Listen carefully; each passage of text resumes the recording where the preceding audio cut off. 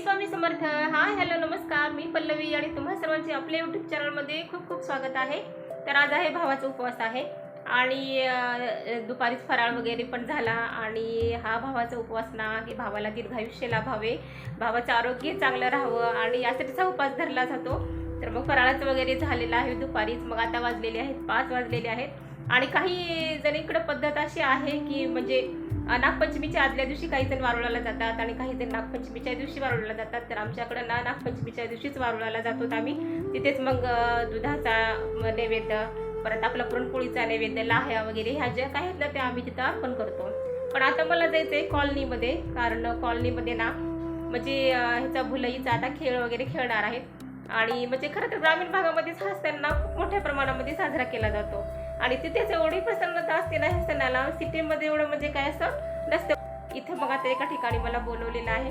तिथं मग आता मी ही जुने काही पारंपरिक खेळ म्हणा किंवा काय काय तिथं होतं काय नाही ते आपण पाहूया. मग चला, मग माझ्या व्हिडिओमध्ये तुम्ही कंटिन्यूमध्ये राहा.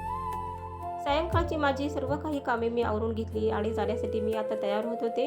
आणि आमचं सर्वांचं असं ठरलं होतं की सर्वांनी छान मस्त अशा काठापदराच्या साड्या घालून यायच्या. आणि मग मी ही कांजीवरम साडी घातली होती आणि एकदम असा हलकासा असा मेकअप केला होता आणि जाण्यासाठी मी आता एकदम अशी रेडी झाले. आस्था, हॅलो.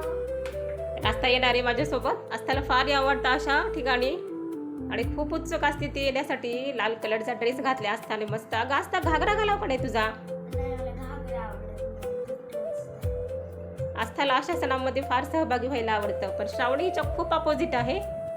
श्रावणीला नाही आवडत. श्रावणी आताच ट्युशनहून आली आहे त्याच्यामुळे थोडी थकली आहे, नको म्हणते आता यायला.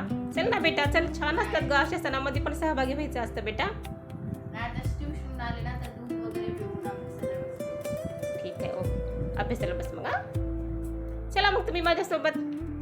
आणि अगोदर इथे ना मैत्रिणीकडे जमा व्हायचं होतं आणि तिथं तिने ना वारुळाची पूजा केली होती. तिथे पण मी तिचं पूजा करून इथे दर्शन घेतलं आणि तोपर्यंतच मग सर्व काही मैत्रिणी आल्या आणि सर्वांनी मिळून अगोदर ना सगळ्यांना एकमेकींना नागपंचमीच्या शुभेच्छा दिल्या. आणि मग तिथं थोडंसं आमचं मग फोटो सेशन वगैरे झालं.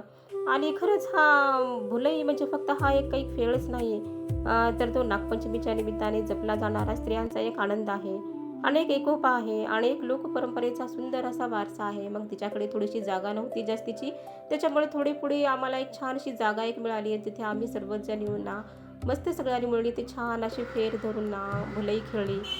आणि ह्या भुलईमुळे ना जुन्या काळापासून चालत आलेली जी लोकगीते आहेत, खेळ आणि सणांच्या परंपरा पुढच्या पिढीपर्यंत पोहोचतात. आणि मोठ्या स्त्रियांकडून लहान मुलींना सुद्धा हा खेळ शिकवला जातो.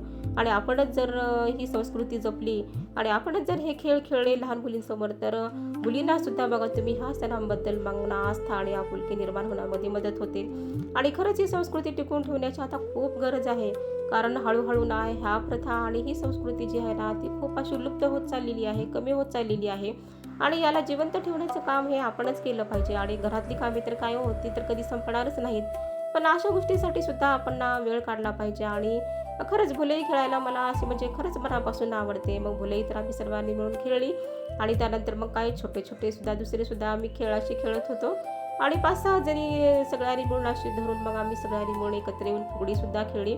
फुगडीचा सुद्धा आनंद एवढा म्हणजे आहे ना, असं लहानपणी आपण एवढी फुगडी खेळत होतो ना, पण जसं आता आपण ह्या संसारामध्ये पडलो ना तसं आपण सगळ्या लहानपणीच्या गोष्टी विसरून गेलो. पण इथं आली का असं वाटतं की सगळ्या आपल्या ज्या जुन्या काळातल्या आपण जे काही जीवन जगलो, ज्या काही आपल्या आठवणी होत्या ना त्या सर्व काही जाग्या झाल्या असं वाटतात. आणि मग काही सर्वांनी मिळून इथे अशी छान अशी भुलई खेळली. आणि सायंकाळचा टायमिंग झाला होता आणि सूर्यास्त पण होत होता, त्याच्यामुळं वातावरण एवढं सुंदर झालं होतं ना, खूप छान प्रसन्न असं एकदम वातावरण झालं होतं. खूप सुंदर मस्त असं वाटत होतं त्याच्यामध्ये. आणि खरं तर ना नागपंचमी हा जो सण आहे ना याच्यामध्ये ना नागदेवाची सुद्धा पूजा केली जाते. आणि ना निसर्गातील सजीव प्राण्यांबद्दल सुद्धा याच्यामध्ये आपण हा आदर व्यक्त केला आहे जातो. आणि ह्या सणांच्या आनंदामध्ये स्त्रिया आणि मुली एकत्र येऊन ना खूप छान पद्धतीचा खेळ खेळून ना हा सण असा साजरा केला जातो. आणि मग आता नागपंचमीच्या दिवशी तर मला काही जास्तीचा काही वेळ भेटणार नव्हता, कारण बहिणी पण माझ्या घरी येतात. मग त्यांनी आली की मग आपल्याला पण बाहेर जायला काही छान वाटत नाही. मग त्याच्यामुळे मग आदल्या दिवशीच भावाच्या उपवासाच्या दिवशीच आम्ही सर्वांनी मिळून इथे मस्त असं भुलई खेळून घेतल्या आणि मस्त इथे फोटो सेशन पण केलं.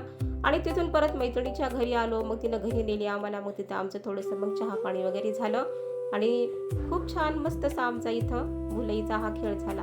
हा होता मग आपला आजचा हा ब्लॉग. व्हिडिओ आवडला तर व्हिडिओला लाईक करा, चॅनलला सबस्क्राईब करा आणि शेअर करायला विसरू नका. आणि हा एक छानशी कमेंट करायला पण विसरू नका. आणि हा बेल आयकॉन प्रेस करायला सुद्धा विसरू नका. भेटूया अशाच आणखीन एका नवीन ब्लॉग मध्ये. तोपर्यंत सर्वांना श्री स्वामी समर्थ. श्री स्वामी समर्थ.